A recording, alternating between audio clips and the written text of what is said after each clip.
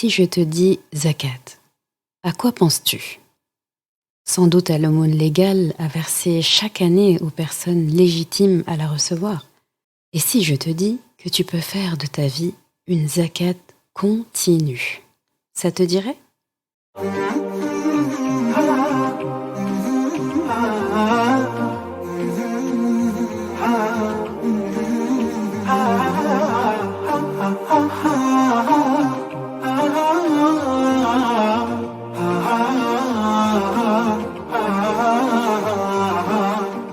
Bienvenue sur Coran de ton cœur, le podcast qui t'aide à reconnecter ton cœur à ton Coran. Je suis Zeynep et je suis passionnée par les deux médecines indispensables à toute vie sur Terre, celle de l'âme et celle du corps. Je suis donc enseignante de Coran et interne en médecine générale. Voilà plus de 10 ans maintenant que j'enseigne aux femmes à lire, à apprendre, à comprendre et surtout à vivre leur Coran au quotidien en reconnectant leur cœur au Coran. Car oui, j'ai la ferme conviction qu'un cœur connecté au Coran est capable de redistribuer à tous les organes du corps l'amour pour Allah, l'envie de lui plaire et d'agir dans le bien. C'est pourquoi à travers ce podcast, je compte redonner chaque semaine un nouveau souffle à divers pans de ta vie au regard de ton Coran. Prends ce temps pour toi et belle écoute. Assalamu alaikum wa rahmatullah. Encore une fois, heureuse de te retrouver pour l'épisode de cette semaine. Un épisode que j'avais hâte d'enregistrer. Un épisode qui me tenait vraiment à cœur, puisqu'on va parler de zakat. Je t'avais dit que dans ce podcast, on allait commencer par les basiques, retour aux sources, salat, shahada. Toutes ces choses sont des choses pour lesquelles je trouve qu'on a perdu un petit peu cette étincelle. On les fait machinalement, on les fait sans vraiment rentrer parfois en profondeur. Par exemple, typiquement pour la zakat en fait, est-ce que c'est un sujet sur lequel on parle tous les jours? Est-ce que en dehors justement de cette période de l'année où chacun doit donner sa zakat annuelle ou d'autres formes de zakat comme zakat al-fitr, la zakat qui est donnée pendant à la fin de Ramadan, juste avant l'Aïd, est-ce qu'on se pose vraiment la question de la zakat? Et je me dis que si on savait vraiment les profondeurs et la beauté derrière la zakat, eh bien on aurait envie de s'en acquitter chaque jour. On aurait envie d'en parler chaque jour. Et on aurait envie de le transmettre aux autres chaque jour. Alors avant de rentrer dans le vif de cet épisode, dans le vif du sujet, je te laisse, comme d'habitude, avec la ayah qui a motivé l'épisode du jour. Bismillahirrahmanirrahim. Wajahidu fillahi haqqa jihadih. Huwa ajtabakum wa ma ja'ala alaykum fid din min haraj. ملة أبيكم إبراهيم هو سماكم المسلمين من قبل وفي هذا ليكون الرسول شهيدا عليكم وتكونوا شهداء على الناس فأقيموا الصلاة وآتوا الزكاة واعتصموا بالله هو مولاكم فنعم المولى ونعم النصير. Et efforcez-vous pour Allah d'un effort véritable pour lui. C'est lui qui vous a choisi et il ne vous a imposé aucune gêne dans la religion. Selon la tradition de votre père Ibrahim, lui qui vous a déjà nommé muslimine avant ce livre et dans ce livre, afin que le messager soit témoin à votre égard et que vous soyez vous-même témoin à l'égard des gens. Accomplissez donc la salat, acquittez-vous de la zakat et attachez-vous fortement à Allah. C'est lui votre maître. Et quel excellent maître et quel excellent soutien. Cette ayah est dans Surat Al-Hajj, au dernier verset, la ayah 78. J'ai choisi cette ayah pour tout ce qu'elle renferme comme beauté. Dedans, il y a notre historique, il y a le nom de notre père Ibrahim. D'ailleurs, c'est la seule personne qu'Allah subhanahu wa ta'ala dans le Coran a mentionné comme étant notre père. Je ne sais pas si tu l'as déjà remarqué. Quand il parle d'Ibrahim alayhi salam, il parle de la tradition d'Ibrahim. Millata abikum Ibrahim. Donc la tradition, la religion, les habitudes, l'éducation d'Ibrahim alayhi salam sur nous. Et cette notion d'historique où on repart vers un de nos papas, donc Ibrahim alayhi salam, après papa Adam, masha'Allah, eh bien, je trouve ça touchant parce que quand on nous parle d'un notre papa, d'un papa, et de quelque chose qu'il a fait pour nous, et de quelque chose qu'il veut que l'on fasse, eh bien, comme un petit enfant en fait devant son papa, il a toujours envie de faire plaisir à son papa, il a surtout envie de rendre son papa fier de lui. Donc Allah subhanahu wa ta'ala, en plus de parler de sa satisfaction et de l'adoration qu'on lui doit à lui, eh bien, il fait appel également pour attendrir encore plus notre cœur et nous motiver encore plus. Il fait mention d'un de nos ancêtres. Et je trouve ça très très beau. Et la ayah justement termine par la salat et la zakat. Donc j'ai vraiment choisi cette ayah pour la belle liaison qu'Allah subhanahu wa ta'ala fait par rapport à la prière. La prière se fait généralement en groupe. Ceux qui prient ensemble restent ensemble. Ceux qui restent ensemble finissent par se connaître. Et ceux qui se connaissent savent donc qui a besoin de quoi. Quand on connaît quelqu'un, quand on reste assez avec quelqu'un, on fréquente quelqu'un, on voit souvent quelqu'un, eh bien, on finit par savoir si cette personne est dans le besoin ou pas, si cette personne est à l'aise ou pas, si cette personne a des soucis ou pas. Et là vient la zakat. Et d'ailleurs, qu'est-ce que la zakat ? Maintenant que j'ai abordé avec toi à l'épisode précédent l'importance de partir de l'arabe pour pouvoir saisir toutes les beautés du Coran, ou en tout cas le maximum, et bien maintenant on va pouvoir se faire plaisir au fil des épisodes en appliquant justement cet exercice. Donc qu'est-ce que la zakat ? Quand je suis allée regarder ce que zakat voulait dire il y a un moment maintenant, je suis vraiment tombée sous le charme de ce mot, comme presque tout ce que je découvre d'ailleurs. Et lorsqu'on va à la racine du mot zakat, donc zaka, la lettre zay, la lettre kaf et le waw, donc zakawa. Dans d'autres versions, ce sera zaka et un alif. Eh bien, ce mot veut dire le fait d'être pur, d'être sans tache, le fait de croître et grandir, le fait d'augmenter, le fait de convenir à quelqu'un, le fait de vivre dans le bien-être et le fait de se plaire dans un endroit. C'est assez beau, je trouve, comme racine, parce que à aucun moment on a la notion ou le sens de quelque chose où on se sacrifie, quelque chose où on dépense, où on donne, en fait, en tout cas où on perd. Alors qu'on est d'accord que quand on entend parler de donner, de l'aumône, du don, de dépenser, eh bien justement, on a l'impression de dépenser, de perdre quelque chose, de devoir... on a l'impression d'un impôt. Alors que la zakat, au sens où Allah subhanahu wa ta'ala en parle, ce n'est pas au sens de l'impôt tel qu'on le connaît en tout cas. Et lorsqu'on va à la définition du terme zakat, donc qui est traduit par l'aumône légale, eh bien là, ce sont les mots pureté qui sont définis. Aumône légale, l'excédent de biens qui, lorsqu'il est distribué, purifie le reste. C'est l'impôt purificateur sur nos biens.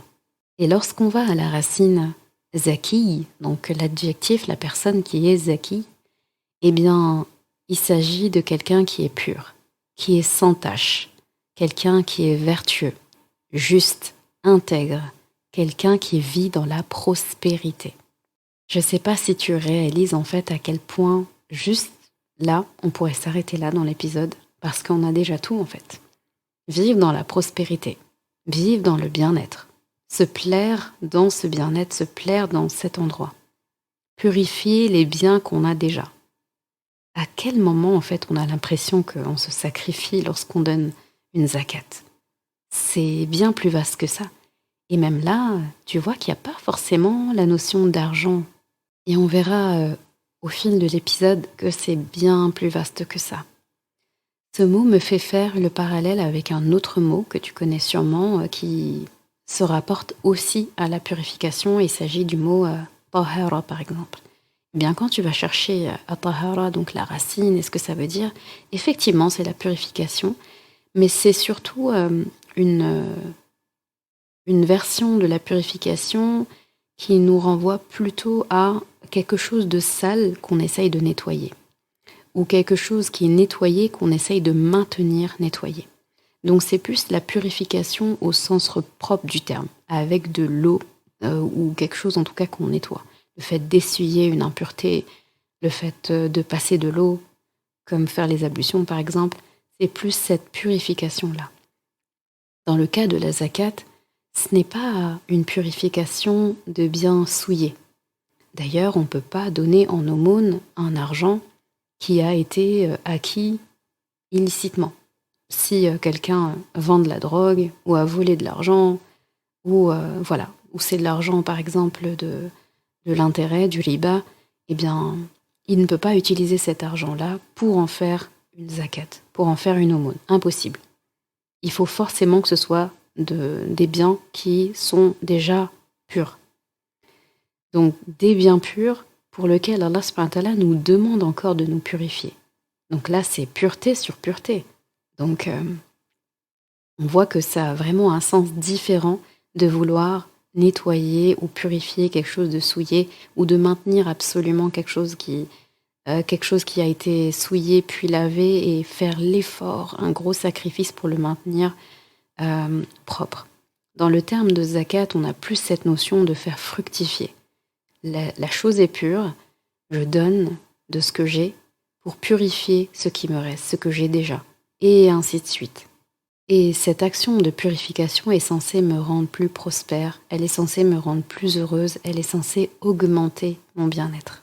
En d'autres termes, la zakat, c'est donner un peu de ce que tu as, argent ou autre bienfait qu'Allah subhanahu wa ta'ala t'a donné pour purifier le reste de ce que tu as. Et si tu regardes bien, toi, tu te purifies. L'autre reçoit le fruit de ta purification. Donc la zakat, finalement, n'a jamais été un moins. Il a toujours été un plus. C'est comme à l'image d'une science que tu transmets. En donner ne t'appauvrira jamais. On est d'accord. Lorsqu'on enseigne quelque chose, eh bien, ça fait partie de ces choses-là, en fait, où on donne, mais ça ne diminue pas. Un enseignant qui transmet une matière, au moment où il donne de sa science, de son temps, eh bien, il n'est pas en train de perdre du capital connaissance en même temps. Au contraire. Eh bien, moi, j'ai envie de te dire que chaque entité dans ta vie a son moyen de purification, a sa zakat, en fait. Tout a une zakat. Ta salat purifie ton temps. Donc, la salat, c'est la zakat que tu accordes pour ton temps. Donc, en faisant ta salat, d'accord, tu purifies tout le reste de ta journée. Et si tu regardes bien, le temps de salat dans une journée, sur 24 heures, c'est pas beaucoup. Si on compte 5 bonnes minutes pour une salat et qu'on a 5 salawats à faire dans la journée, on est à peu près à 25 minutes. 25 minutes, ça ne fait même pas 1 heure. On est d'accord que sur 24 heures, si quelqu'un te demande « Donne-moi 25 minutes de ta journée, s'il te plaît », on n'aura jamais la notion de sacrifice en entendant ça. On aura presque envie de dire « Mais c'est rien ». Et donc, c'est vraiment cette notion de un petit peu de ce que j'ai pour purifier tout le reste que j'ai. Donc, ce que je donne ne m'appauvrit pas, au sens propre comme au sens figuré. C'est-à-dire, ce que je donne, je n'ai pas l'impression d'avoir perdu quelque chose.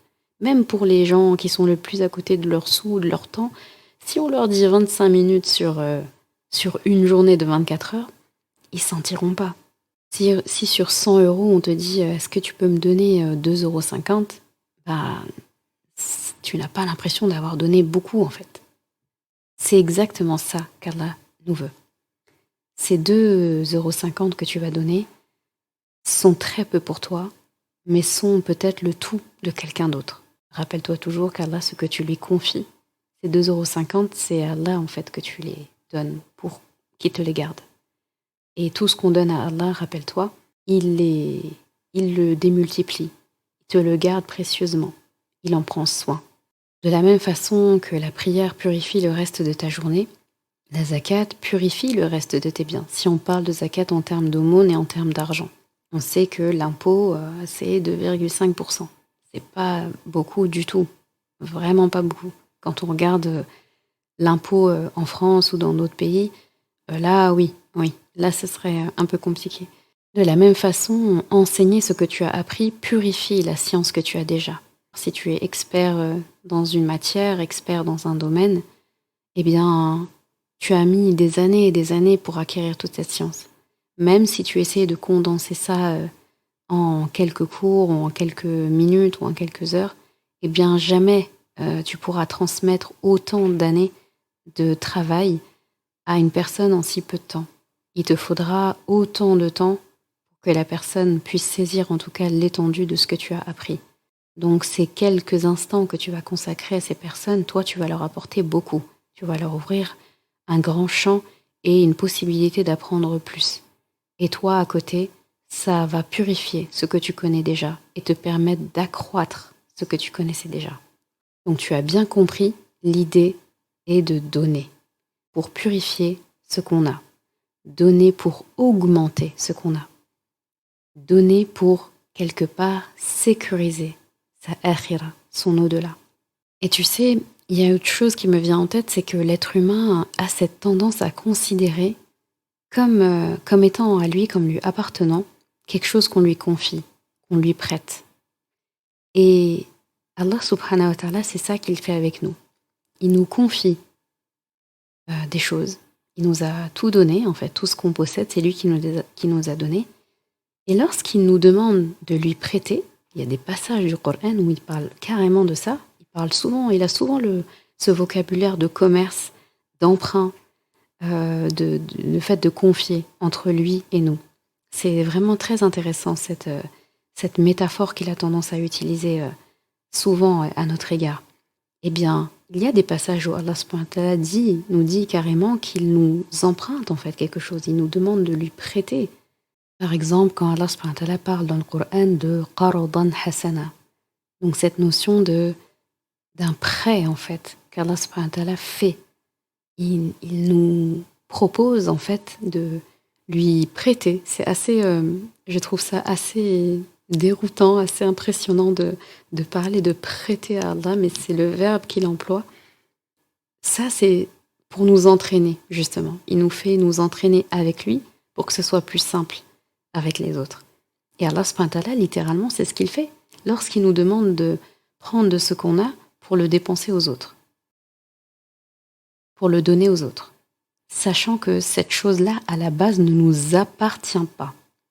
Tes biens, ton temps, ton argent, tes connaissances, etc., tout ça, c'est Allah subhanahu wa ta'ala qui te les a donnés. À aucun moment, c'est quelque chose que tu as créé toi-même, de toutes pièces, ou que tu as réussi à faire seul sans l'aide d'Allah. C'est forcément Allah qui te les a donnés. Eh bien, il te demande sur ce qu'il t'a donné de le reprendre pour le donner à d'autres dans le but de te purifier et de te rapprocher de lui. Allah subhanahu wa ta'ala, il nous a donné et pourtant, quand il nous demande, eh bien, on commence miraculeusement en fait à être des pros de la finance. On commence à calculer, oui, non, ça je peux pas, je peux donner que ça, etc. Des fois, on est capable de dépenser des sommes faramineuses dans des choses qui n'en valent pas forcément la peine. Acheter un Uber Eats alors qu'on pouvait s'en passer, dépenser dans des habits, des sacs ou je ne sais quoi, ou des loisirs, etc. alors qu'on pouvait s'en passer. Et si on nous demandait exactement cette même somme pour aider quelqu'un, ou pour dépenser pour la mosquée, ou quoi que ce soit, eh bien, bizarrement, là, on commence à compter On commence à calculer, on commence à se dire, oui, si je donne ça, c'est bon, après tout, j'ai d'autres choses à payer, etc. Déjà, j'ai donné ça, c'est déjà très bien. Là, on devient des comptables. Eh bien, dis-toi que l'argent n'est vraiment qu'une petite partie de l'emprunt qu'Allah subhanahu wa ta'ala fait quand il nous demande d'investir. Il nous demande de lui prêter. Et littéralement, lorsqu'il s'agit de nous rendre finalement ce qu'on lui a prêté, je mets des guillemets, hein, c'est dire, lorsqu'on lui prête quelque chose, au moment où il doit nous le rendre, eh bien il nous le rend avec ses propres intérêts. Donc, yamhullahu riba wa yurbi sadaqat. En fait, finalement, c'est comme pour dire que le riba, donc ce surplus, cet intérêt, il n'est légal, il n'est beau que lorsque c'est Allah subhanahu wa ta'ala qui le pratique. Allah subhanahu wa ta'ala nous a interdit, lorsque quelqu'un nous prête de l'argent, d'être contraint de rendre à cette personne son argent et des intérêts, un surplus. Lorsqu'on nous prête quelque chose, eh bien, on doit rendre exactement ce qu'on nous a prêté, ni plus ni moins. Allah subhanahu wa ta'ala s'accorde, lui, le privilège, lorsque on lui prête quelque chose, c'est assez déroutant de dire ça, eh bien, il nous le rend. Lui, il dit qu'il wa yurbi sadaqat. Yurbi, c'est la même racine qui sert à dire riba. Et donc là, Allah subhanahu wa ta'ala, quand il nous rend ce qu'il nous a prêté, d'accord, ce qu'on lui a prêté plutôt, lorsqu'Allah subhanahu wa ta'ala décide de nous rendre ce qu'on lui a prêté, eh bien là, il dit qu'il se permet de nous le rendre avec un surplus. Il nous rend la sadaqat avec un surplus. C'est vraiment hyper beau en fait. Donc Allah subhanahu wa ta'ala nous donne l'investissement. Il nous demande sur ce qu'il nous a donné de lui en prêter un petit peu. Et quand il se décide à nous rendre, il nous rend encore plus que ce qu'on lui a prêté. Donc c'est comme s'il nous rendait notre investissement, ou plutôt son investissement de départ, en plus encore. Donc là, c'est clairement des échanges comme un commerce en fait.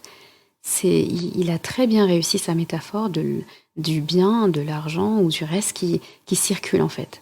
Donc investir, vendre, prêter, rendre, réinvestir, etc. Donc il y a vraiment des allers-retours de biens entre lui et nous. Et il faut, en fait, tout est fait pour que ça circule fluidement. Allah subhanahu wa ta'ala nous demande de jouer le jeu et de rendre les choses, en fait, d'être fluide dans les échanges qu'on fait avec lui. Et est-ce que, en fait, on est dans cette optique-là? Moi, quand je pense à la zakat, je pense vraiment à cette notion, comme je te disais tout à l'heure, de commerce. Donc, dans le commerce, on est obligé d'investir avant de vendre, puis avant de gagner. D'accord? Si tu veux gagner ta vie avec un commerce, eh bien, il faut bien acheter de la marchandise. Si tu n'as pas de marchandise, tu ne peux pas vendre. Et tu ne peux pas avoir de marchandise sans l'avoir achetée. Et tu ne peux pas acheter la marchandise sans argent ou bien de départ. Donc, il y a forcément au début la notion de sacrifice. Et dans le commerce, il y a aussi la notion du risque. Personne ne peut prédire en fait si l'affaire dans laquelle tu te lances va être rentable ou non. Tu ne peux pas anticiper et aussi exactement le profit que tu vas te faire. Eh bien, Allah subhanahu wa ta'ala utilise le même mode opératoire. Le retour sur investissement qui fait du commerce, justement, qu'il nous permet de lancer avec lui, eh bien, il choisit de garder le délai et le montant qu'il va nous rendre pour lui. Et il le rendra sous la forme qu'il souhaite. Pas forcément de l'argent, des fois il nous le rend avec quelque chose qui a beaucoup plus de valeur que de l'argent. Si tu es en mauvaise santé et que tu donnerais tout pour retrouver une bonne santé, eh bien là tu verras que tu préférerais qu'on te rende ton investissement en santé plutôt qu'on te le rende en argent. Eh bien, ce qui est beau dans ce type de commerce, en tout cas un commerce avec Allah, c'est que l'investissement de départ, on n'a pas eu à le faire. Allah subhanahu wa ta'ala nous l'a déjà donné. On arrive dans ce monde avec un bagage. on a déjà des biens à vendre, on a déjà un étalage. On n'a pas eu à dépenser et à chercher l'argent pour pouvoir acheter les biens à vendre, à mettre à disposition des autres. Je trouve ça hyper beau, cette notion de commerce qu'Allah subhanahu wa ta'ala a établie entre lui et ses serviteurs, entre lui et nous. Alors du coup, tu dois sûrement te demander, mais comment est-ce que je peux dépenser de ce que j'ai, en dehors même de l'argent, hein, pas forcément que de l'argent. Rappelle-toi, la zakat, ce n'est pas nécessairement des biens financiers, ce n'est pas forcément de l'argent. Dis-toi que si Allah subhanahu wa ta'ala te donne par exemple une bonne locution, tu t'exprimes très bien à l'oral, et dépense ça dans le bien. Utilise un moyen, trouve un moyen de pouvoir mettre ça à profit. Par exemple, enseigner à des adolescents, à des enfants, comment bien s'exprimer. Allah subhanahu wa ta'ala t'a donné cette capacité, t'a donné cette possibilité. Eh bien, pourquoi est-ce que tu ne l'utilises pas en le donnant aux autres? Et tu es d'accord avec moi que le temps que tu vas passer et ce que tu vas transmettre, par exemple, à ces enfants ou à ces adolescents, ou même aux adultes, ce que tu vas leur enseigner pour qu'ils puissent justement s'exprimer correctement et avoir eux aussi une bonne locution, eh bien lorsque tu as terminé cette tâche, est-ce que ça aura diminué de la bonne locution qu'Allah subhanahu wa ta'ala t'a déjà donnée? On est d'accord que non. Ça, c'est une zakat. La zakat de la bonne locution qu'Allah subhanahu wa ta'ala t'a donnée, eh bien c'est d'en donner toi aussi. Et ainsi, tu verras que le retour sur investissement va être très intéressant. De la même façon, si tu as acquis une science quelconque, eh bien enseigne-la à ceux qui la recherchent, qui recherchent cette science. Ce sera ta zakat. Et ta science en sera ainsi augmentée, fructifiée et embellie. Eh bien tu sais, dans mon cas, c'est exactement ce que je fais avec toi. Je me suis toujours dit, le jour où j'ai terminé la mémorisation du Coran, alhamdulillah, que la zakat, pour avoir pu, avec la grâce d'Allah, l'aide d'Allah, parcourir la totalité du Coran en mémorisation, eh bien, la plus petite zakat que je puisse donner par rapport à ça, c'est de le transmettre. Et pas seulement de le transmettre en termes de mémorisation, mais il me fallait le transmettre avec ses beautés, sublimer la transmission du Coran, qui est déjà lui-même sublime. Je ne fais que en sublimer la transmission, parce qu'il se suffit à lui-même. C'est un Coran qui n'a besoin de personne pour être embelli. Il l'est déjà.